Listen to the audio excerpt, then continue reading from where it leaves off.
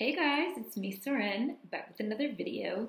Today's hidden figure is Leontyne. I think I'm saying that right. It's either Leontyne or Leontyne. I think it's Leontyne, actually. Leontyne Price, born February 10th, 1927, making today her birthday.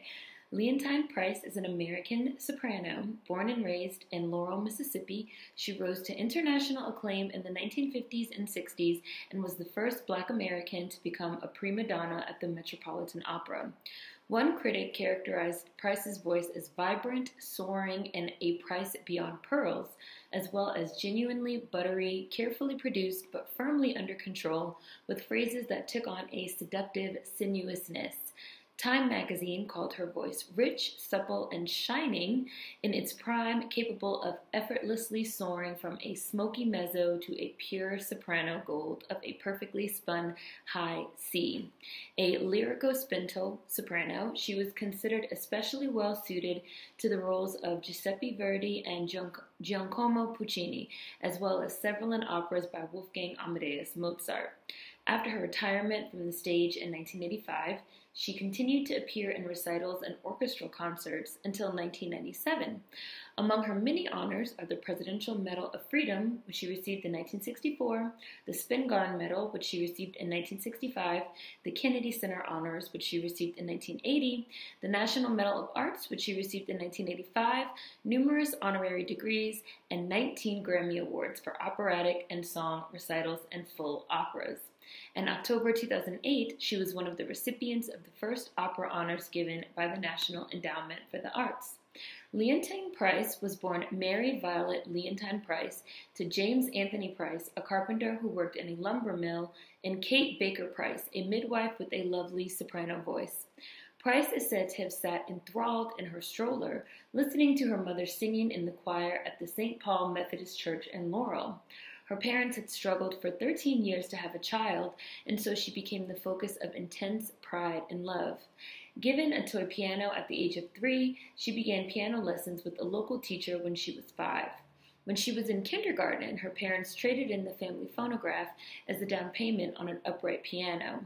At 14, she was taken on a school trip to hear Marian Anderson sing in Jackson, Mississippi, an experience she later said was inspirational. In her teen years, she accompanied the second choir at St. Paul's Methodist Church, sang and played for the chorus at the Black High School, and earned extra money by singing for funerals and civic functions.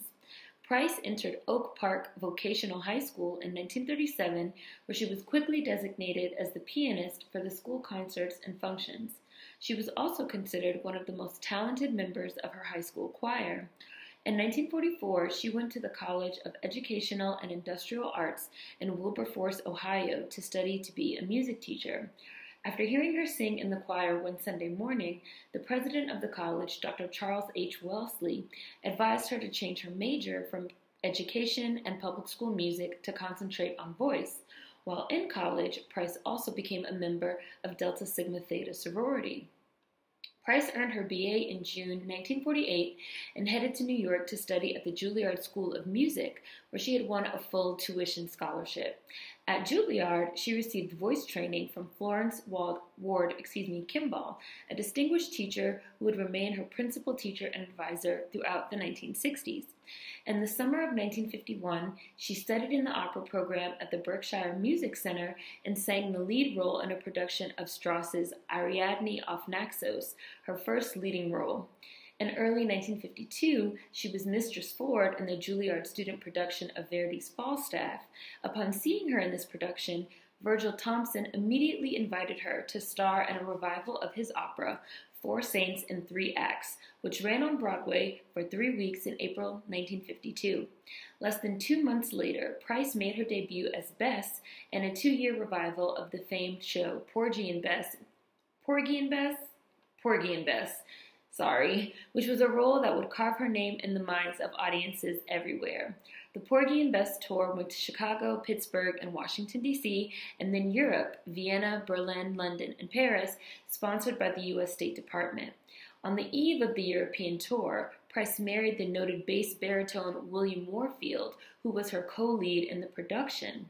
The wedding was held at the Abyssinian Baptist Church in Harlem with many of the cast in attendance.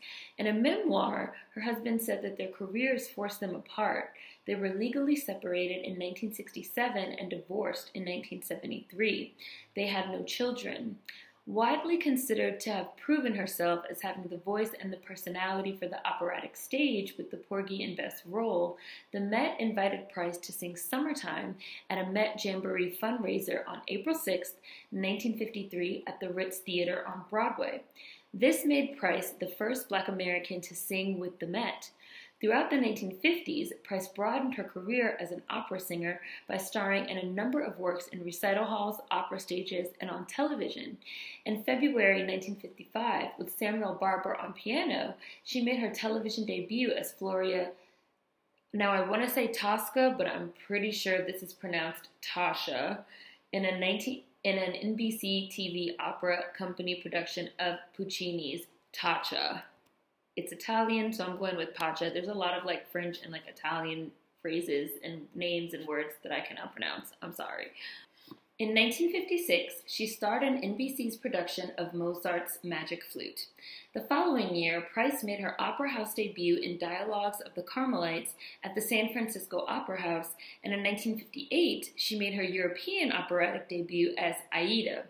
On July 2, 1958, she had a triumphant debut in London at Covent Garden, and 2 years later, she played Aida again to a packed house at the Venerable La Scala on May 21, 1960, becoming the first Black singer to sing a major role at this Italian citadel of opera. Price achieved one of the greatest artistic victories of her career on January 27, 1961, when she debuted at the Metropolitan Opera as Leonora in Verdi's Il Trovatore, I think.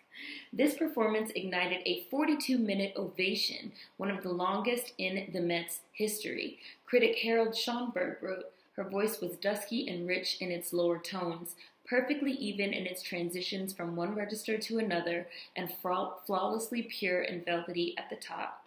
In her first few weeks at the Met, Price gave 4 other contemporary debut performances in Aida, Madame Butterfly, Don Giovanni, and Turandot.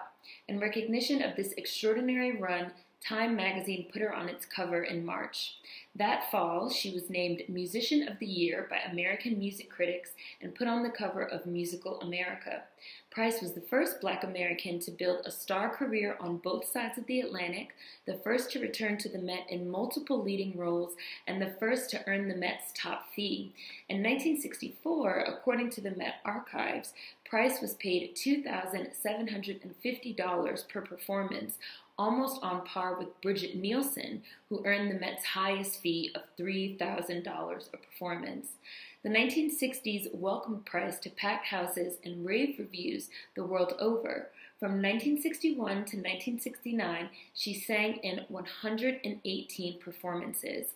Although she chose to perform less frequently during the 1970s, Price continued to accept challenging new roles.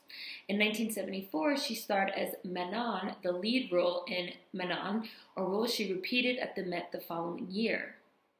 Over the years, Price has won 15 Grammy Awards for vocal recordings she has made, and she has been on the cover of 27 other magazines in addition to Time. She was the only opera singer to be represented in the list of Remarkable American Women 1776 to 1976 in Life magazine's bicentennial issue in 1976. Price gave her operatic farewell on January 3, 1985, in a televised performance of Aida from the Met. Time magazine described it as a vocally stunning performance that proves she can still capture her peak form.